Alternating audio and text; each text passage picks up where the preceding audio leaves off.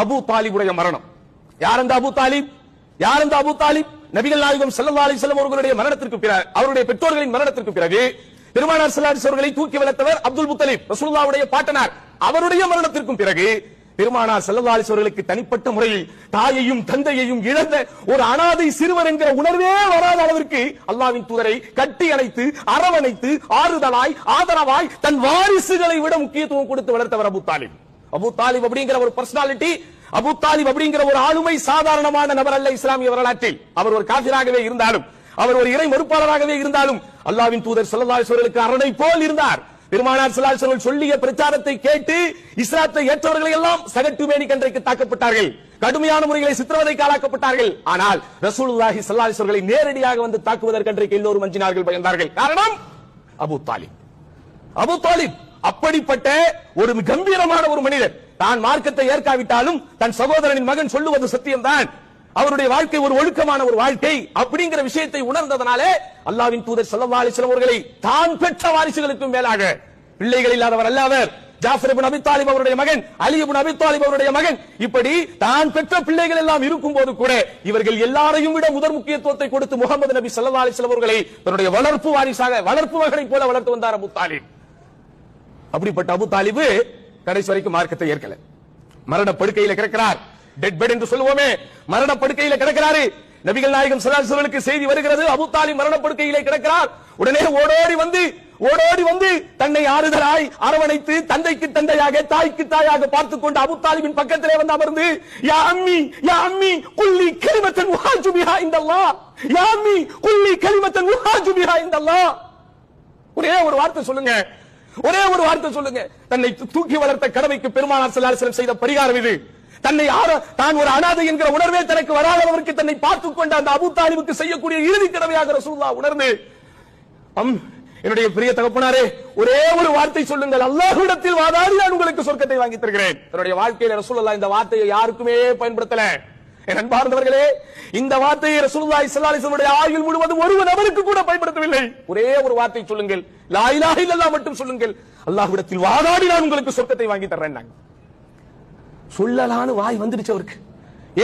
ரசூலுல்லாஹி ஸல்லல்லாஹு அலைஹி வஸல்லம் ஒரு உண்மையாளர், நபிகள் நாயகம் ஸல்லல்லாஹு அலைஹி வஸல்லம் ஒரு சத்தியவான், நபிகள் நாயகம் ஸல்லல்லாஹு அலைஹி வஸல்லம் ஒரு சத்திய சீலர். அவர் வாழ்வில் பொய் பேசியதில்லை, யாரையும் ஏமாற்றியதில்லை, யாருக்கும் துரோகம் செய்ததில்லை, யாருக்கும் வாக்களித்து ஏமாற்றியதில்லை, யாருடைய பொருளாதாரத்தையும் அபகரித்ததில்லை.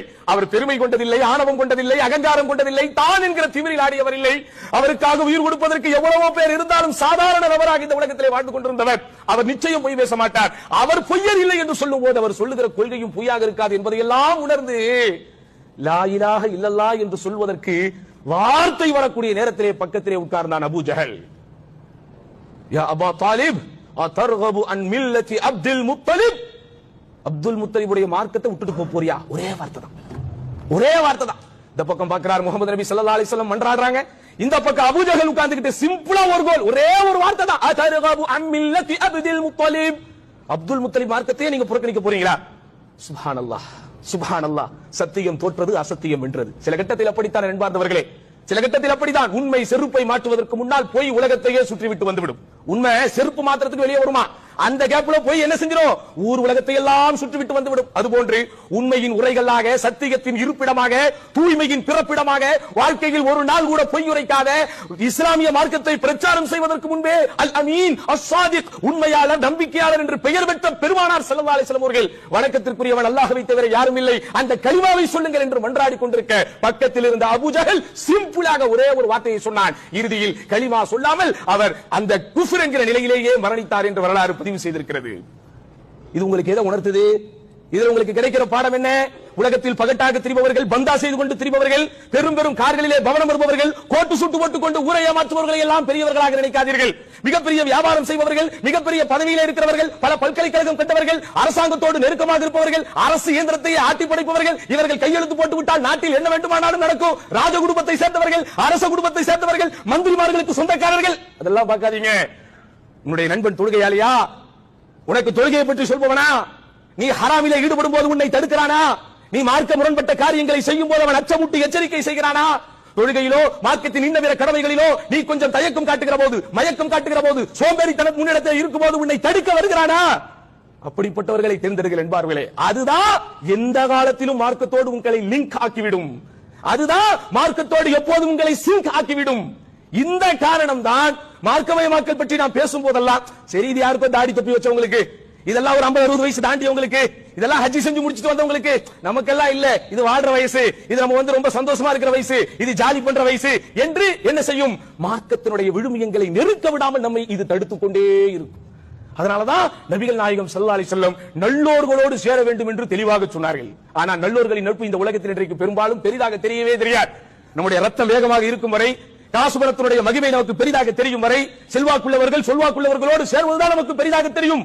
மார்க்கம் பேசுபவன், மார்க்கத்தை உபதேசிப்பவன், நாம் தவறு செய்யும் போது மார்க்கத்தை கொண்டு நமக்கு அச்சமூட்டி எச்சரிப்பவன் இந்த உலகத்தில் பெரிதாக தெரியாது. இது உடன் பழகுகிற நண்பர்களுக்கு மட்டுமல்ல, உங்கள் உடன் வாழ்கிற மனைவிமார்களுக்கும் பொருந்தும். எந்த மனைவி உங்களுக்கு மார்க்கத்தை போதிக்கிறாளோ, எந்த மனைவி நீங்கள் மார்க்க ரீதியாக தவறு செய்யும் போது தட்டி கேட்கிறாளோ, சுட்டி காட்டுகிறாளோ, தொழாமல் தூங்கும் போது அஸ்ஸலாத்து கைரும் மினன் நௌம், தூக்கத்தை விட தொழுகையே மேலானது என்று சொல்லி உன்னை தட்டி எழுப்புகிறாளோ, அவதான் உனக்கு சரியான மனைவி. அவதான் உனக்கு சரியான மனைவி. சும்மா ஊர் சுத்தும் போது ஜாலியா கூட வர்றவன், சும்மா நம்ம சந்தோஷமாக இருக்கும் போது, காசு பணத்தோடு இருக்கும் போது நம்முடைய வாழ்க்கை என்ஜாய் பண்றவன் சரியான மனைவி அல்ல. உனக்கு குர்ஆனை அவள் போதிக்கக்கூடியவளாக இருக்க வேண்டும். மார்க்க ரீதியாக நீ தவறு செய்யும் போது சுட்டி காட்டுபவளாக இருக்க வேண்டும். ஹலால் ஹராமை எல்லாம் கண்டுகொள்ளாமல் நீங்கள் வியாபாரத்திலே கொஞ்சம் மூழ்கி கொண்டிருக்கும் போது அப்படி செய்யாதீங்க. ₹1 காசு நம்ம பாக்கெட்டுக்கு வந்தால் அது ஹலாலா இருக்கணும். நம்ம சாப்பிடுறது, நம்ம சம்பாதிக்கிறது, செலவு பண்றது எல்லாமே மார்க்கத்துக்கு உட்பட்டு இருக்கணும்னு உங்களுக்கு யார் அச்சமூட்டி எச்சரிக்கை செய்யறாளோ அவள் தான் சரியான மனைவி, சிறந்த மனைவி என்பதை மறந்து விடாதீர்கள்.